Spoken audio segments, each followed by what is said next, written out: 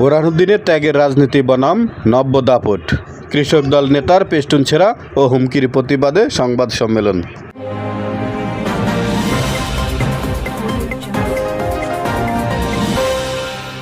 বোরহানুদ্দিনে বিএনপির অভ্যন্তরীণ রাজনীতিতে উত্তাপ ছড়াচ্ছে। উপজেলার পক্ষিয়া ইউনিয়নে ছাত্রদলের এক নেতার বিরুদ্ধে কৃষক দল নেতার পেস্টুন ছিঁড়ে ফেলা, মিথ্যা মামলা ও প্রাণনাশের হুমকির অভিযোগ উঠেছে। শুক্রবার ৩ মার্চ বিকেলে পক্ষিয়া নতুন বাজারে আয়োজিত এক সংবাদ সম্মেলনে এসব বিস্ফোরক অভিযোগ তোলেন রাজপথের লড়াকু কর্মী রবি আলম। সংবাদ সম্মেলনে আবেগঘন কণ্ঠে রবি আলম বলেন, আমরা সেই সময়ে রাজনীতি করেছি যখন কথা বলা ছিল অপরাধ। বছরের পর বছর জেল, জুলুম ও হামলা মামলা সহ্য করে দলকে আগলে রেখেছি।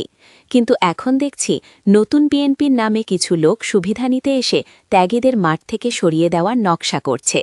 আমার নির্বাচনী পেস্টুন ছিঁড়ে ফেলা কেবল কাগজের টুকরো ছেঁড়া নয়, বরং জিয়াল আদর্শের একজন কর্মীর গায়ে হাত দেওয়ার শামিল। অভিযোগের আঙুল তুলে রবি আলম বলেন, যারা নিজেদের বড় নেতা দাবি করছেন তারা একজন অপ্রাপ্তবয়স্ক কিশোর কর্মীকে সামনে এনে বিভ্রান্তিকর পরিস্থিতি তৈরি করছেন।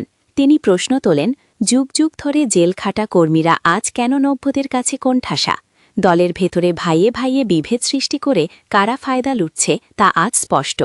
নির্বাচনী প্রতিদ্বন্দ্বিতা প্রসঙ্গে তিনি দৃঢ়ভাবে বলেন, আমি শহীদ জিয়ার আদর্শে বিশ্বাসী। আমার নেতা আলহাজ হাফিজ ইব্রাহিম যদি আমাকে ৮ নং ওয়ার্ডে মনোনয়ন দেন তবেই আমি নির্বাচন করব। দলের সিদ্ধান্তের বাইরে যাওয়ার প্রশ্নই আসে না, কিন্তু ষড়যন্ত্র করে আমাকে থামানো যাবে না। সংবাদ সম্মেলনে রবি আলম আরও দাবি করেন, দলের নাম ব্যবহার করে এলাকায় সালিশ বাণিজ্য, মসজিদ মাদ্রাসার কমিটিতে জোরপূর্বক পদ দখল এবং সাধারণ মানুষকে জিম্মি করা সংস্কৃতি শুরু হয়েছে। তিনি অবিলম্বে এসব অপকর্ম বন্ধে এবং দলীয় শৃঙ্খলা রক্ষায় কেন্দ্রীয় ও জেলা নেতৃবৃন্দের জরুরি হস্তক্ষেপ কামনা করেন। দীর্ঘদিনের পরীক্ষিত কর্মী রবি আলমের ওপর এমন রাজনৈতিক চাপে সাধারণ নেতাকর্মীদের মাঝে তীব্র ক্ষোভ দেখা দিয়েছে। স্থানীয়রা জানান, রাজপথের মিছিলে যাকে সবসময় সামনে দেখা যেত, আজ তাকেই নিজ দলের ভেতরে প্রতিকূল পরিবেশের মোকাবিলা করতে হচ্ছে। ঘটনাটি কেন্দ্র করে বর্তমানে পক্ষিয়া ইউনিয়নের রাজনৈতিক অঙ্গনে থমথমে পরিস্থিতি বিরাজ করছে। সাধারণ মানুষের প্রশ্ন, দলের দুর্দিনের কাণ্ডারিরা কি নব্যদের দাপটে হারিয়ে যাবেন?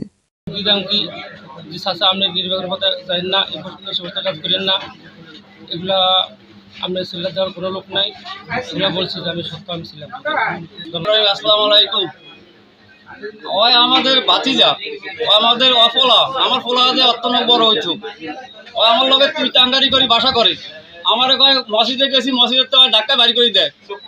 আবার আরেকদিন কয় যে আমার চোখ খাওয়া লাগে। ওই আমার গাড়ি ইটের গাড়ি গেছে, ওই হুন্ডার খাওয়া করে দিছে ফতে, ওই হুন্ডার গাড়ি আমার গাড়ি বিদ্যুৎ দেয় না। ওই আমার হেডিংকে আমার